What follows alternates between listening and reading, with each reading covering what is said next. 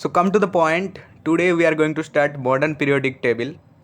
और आज हम लोग पढ़ने वाले हैं मॉडर्न पीरियोडिक टेबल। यही मैं बता रहा हूँ, आज से जो 4 दिन हम लोग जितने सारे पढ़े हैं वो मेंडलीव्स पीरियोडिक टेबल के ऊपर पढ़े हैं, लेकिन आज हम लोग पढ़ने जा रहे हैं मॉडर्न पीरियोडिक टेबल। तो before starting, subscribe the channel for getting more information and extra topic and chapter topic. Okay, तो चलो आज मॉडर्न पीरियोडिक टेबल तुम लोगों को पढ़ाने वाले हैं। तो भाई देखो, मॉडर्न पीरियोडिक टेबल में दोनों साइंटिस्ट इन्वॉल्व होता है, जैसे कि एक H.G. मोजले और एक होता है नील्स बोर। इन दोनों साइंटिस्ट का इन्वॉल्वेशन है, इन दोनों साइंटिस्ट का कंट्रीब्यूशन है इन मॉडर्न पीरियोडिक टेबल। ठीक है, तो बेसिकली कुछ नहीं, H.G. मोजले एक एक्सपेरिमेंट किया था और नील्स बोर उनका एटॉमिक मॉडल में जो उन्होंने एक्सपेरिमेंट किया था, जैसे उन्होंने नील्स बोर का एक क्या बोले एक चीज़ थ्योरी बताया था एटॉमिक मॉडल चैप्टर में, तो उसी थ्योरी को लेके उन्होंने पीरियोडिक टेबल पे भी काम पे लगाया। देखा कि हाँ भाई ये ऐसे मिल रहा है, तो ऐसे करके मॉडर्न पीरियोडिक टेबल हो रहा है। बस दोनों में थोड़ा सा डिफरेंस है कि H.G. मोजले जो किया था उनको बोला जाता है मॉडर्न पीरियोडिक टेबल, और जो नील्स बोर किया था उसको बोला जाता है long form of modern periodic table. ठीक है, तो क्यों बोला जाता है? देखो, पहले H.G. मोजले किया था, फिर नील्स बोर आके कर दिया था। लेकिन अगर देखोगे तो modern periodic table and long form of periodic table दोनों सेम है, दोनों सेम ही पीरियोडिक टेबल है। जो तुम आज अपने घर में देख रहे हो उसी को बोल रहा है। तो आते हैं H.G. मोजले पर। 1913 साल, in 1913 Moseley worked on X-ray spectra of elements and establish the atomic number is equal to the total nuclear charge. Moseley ने एक एक्सपेरिमेंट किया था, एक्सरे स्पेक्ट्रा को लेके एक एक्सपेरिमेंट किया था, और वहाँ पे उन्होंने क्या किया था, कैथोड रे से कुछ मेटल के ऊपर उन्होंने एक्सरे जाके हिट करा रहा था। तो वहाँ पे देखा कि जो मतलब एक्सरे का जो फ्रीक्वेंसी है वो, मतलब एक्सरे का जो फ्रीक्वेंसी है वो डायरेक्टली प्रोपोर्शनल हो रहा था एटॉमिक नंबर के साथ, एटॉमिक नंबर के साथ डायरेक्टली प्रोपोर्शनल हो रहा था, यानी कि न्यूक्लियर चार्ज के साथ डायरेक्टली प्रोपोर्शनल हो रहा था एक्सरे का फ्रीक्वेंसी। इन्होंने ऐसा एक्सपेरिमेंट, मतलब ऐसा वहाँ पे किया था। मोजले ने जब एक्सरे का स्पेक्ट्रा का एक्सपेरिमेंट किया था, उनका एक अलग एक्सपेरिमेंट है। अभी तुम्हारा क्लास 10 के बेसिस पे ये जानने का ज़रूरत नहीं है, लेकिन मैंने फिर भी बता रहा हूँ। उन्होंने जो एक्सरे को लेके जो एक्सपेरिमेंट किया था, वहाँ पे एक्सरे जो उन्होंने भेज रहा था, वो जो मेटल पे जा कर के क्या कर रहा था ना, एक्सरे का एक फ्रीक्वेंसी हो रहा था, and that is directly proportional to the nuclear charge. And nuclear charge क्या होता है ना, न्यूक्लियर चार्ज एटॉमिक नंबर के साथ इक्वल होता है।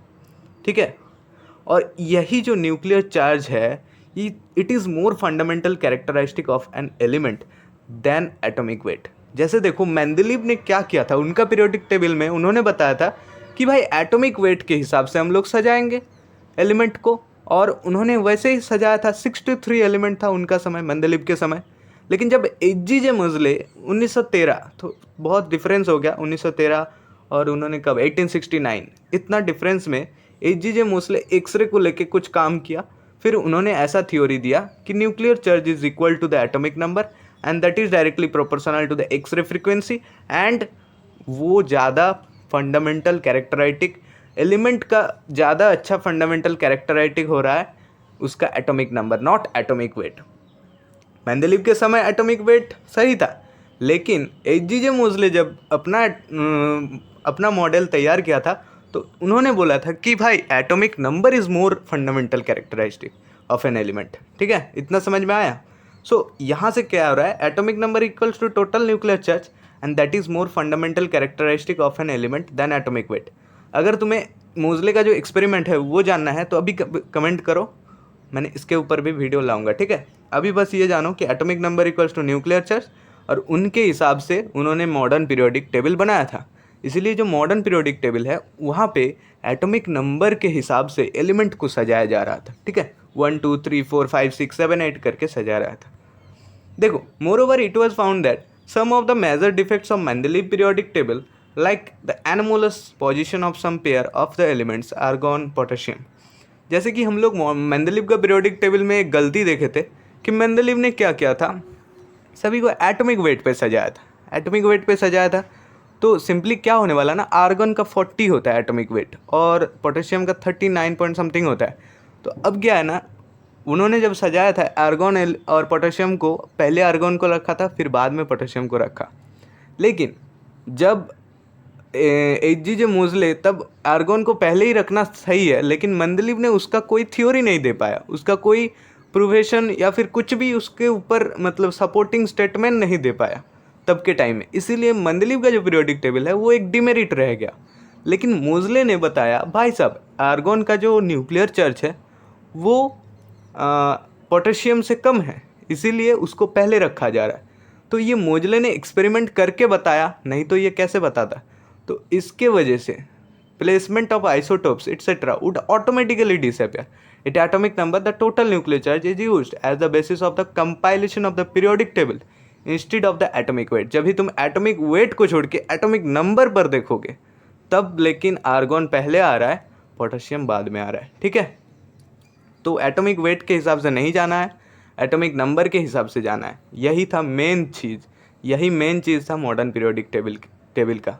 Based on the observation Moseley propose the modern periodic law, और यही है मॉडर्न पीरियोडिक लॉ जो तुम थंबनेल में देखा। भाई मॉडर्न पीरियोडिक लॉ क्या है? पीरियोडिक लॉ अलग होता है, जो कि जस्ट वहाँ पे पीरियोडिक लॉ क्या है, उसका एटॉमिक वेट के हिसाब से चल रहा था, एक ही पूरा same to the same line. The physical and chemical properties of elements are the periodic functions of their atomic number. ये हो गया मॉडर्न पीरियोडिक लॉ। अब जब भी तुम एटॉमिक नंबर को सब्सटीट्यूट कर दोगे एटॉमिक वेट पे, तब वो हो जाएगा पीरियोडिक लॉ, बस पीरियोडिक लॉ। ठीक है, तो यही था एच.जी.जे मोज़ले का एक्सपेरिमेंट, और उन्होंने यही बताया था, यही प्रपोज किया था। जो उन्होंने एक्सरे फेंक रहा था मेटल के ऊपर, वहाँ पे उसका एक्सरे का frequency that is directly proportional to हो रहा था क्या, एक एलिमेंट का न्यूक्लियर चार्ज के साथ डायरेक्टली प्रोपोर्शनल हो रहा था। ठीक है, वो बस यही एक्सपेरिमेंट किया था और यही लॉ फॉर्म किया था। अब आते हैं नील्स बोर। देखो नील्स बोर ने हम लोगों को एक बहुत अच्छा कंसेप्ट दिया था एटॉमिक मॉडल का चैप्टर में। वहाँ पे उन्होंने बताया था कि KLMN ऐसे करके सेल रहता है, और यहाँ पे भी उन्होंने सेम फार्मूला यूज़ किया। यहाँ पे उन्होंने क्या किया, उन्होंने भी पीरियोडिक टेबल को अच्छे से देखा, फिर उन्होंने क्या किया, पीरियोडिक टेबल के ऊपर सोचना शुरू किया। फिर सोचने हो गया तो उन्होंने सोचा कि भाई हाँ, मैंने एनर्जी लेवल के ऊपर इसे सजाऊंगा तो कैसा रहेगा। तब पर भी फिजिकल और केमिकल जो प्रॉपर्टी होता है वो सारे एक ही रहेगा, बट हम क्या करेंगे ना, एनर्जी लेवल के ऊपर सजाएंगे। तो नील्स बोर क्या क्या था, long form of periodic table क्या था, मॉडर्न पीरियोडिक टेबल को थोड़ा सा long form of periodic table किया था। Consist of horizontal rows called periods and vertical columns called groups. जो मैंने कल की वीडियो में बताए, तो वो वीडियो अगर तुम नहीं देखा तो ये तुमको समझ में नहीं आएगा। मैं ज़रूर तुमको बोलूँगा कि पहला वाला वीडियो एक बार जाके देख लो। ठीक है, the table arranged with energy levels of shells. यहाँ पे एनर्जी लेवल के ऊपर उन्होंने सजाया था। जब ही एनर्जी लेवल के ऊपर सजा रहा था तब देखा भाई एक पूरा same to same atomic number के ऊपर मिल रहा था, फिर साथ ही साथ एनर्जी लेवल पे भी मिल गया था, साथ ही साथ फिजिकल बिहेवियर, केमिकल प्रॉपर्टी सब कुछ मिल गया था। थोड़ा सा भी चेंज नहीं हुआ था, लेकिन उसका एक अलग सा स्टेटमेंट था, वो था एनर्जी लेवल। भाई मैंने जो पीरियोडिक टेबल बनाया वहाँ पे मैंने क्या किया, एनर्जी लेवल के ऊपर सजाए, know the atomic number, know the atomic wait. ठीक है, तो इसका और एक हो गया पीरियोडिक टेबल, जिसको कहा जाता है long form of periodic table. यही बताया था नील्स बोर, और इनका पीरियोडिक टेबल अभी हम लोग देख पा रहे हैं, जिसे बोला जाता है long form of modern periodic table. Modern periodic table plus कर दो long form of modern periodic table. अब इस पीरियोडिक टेबल का बहुत सारे पोर्शन होता है। जो लेफ्ट पोर्शन में जो है group 1, group 2A, group 1A, group 2A, इन सारे मेटल है। ग्रुप 1A और ग्रुप 2A में देखोगे तो इन सारे जो मेटल है ये सब इलेक्ट्रोपॉजिटिव मेटल है, एक्सट्रीमली इलेक्ट्रोपॉजिटिव, और ये लेफ्ट पोर्शन में है। अपना पीरियोडिक टेबल एक बार अपना पीरियोडिक टेबल एक बार खोल के रखो बुक के पेज में, या फिर हो सके तो दीवार पे मैंने बताए थे जैसे। और मिडल पोर्शन में क्या है, ग्रुप 3B, ग्रुप 4B, ये सारे हैं। ये सारे ना ट्रांजिशन एलिमेंट होता है, कुछ ट्रांजिशन एलिमेंट होता है और कुछ होता है इनर ट्रांजिशन एलिमेंट। और जो राइट पोर्शन में group 3A, 4A, 5A, 6A, 7A और 0, ये सारे मेटलॉइड्स कैरी करता है, मेटल कैरी करता है, साथ ही साथ नॉन मेटल, साथ ही साथ noble gas, including extremely electronegative.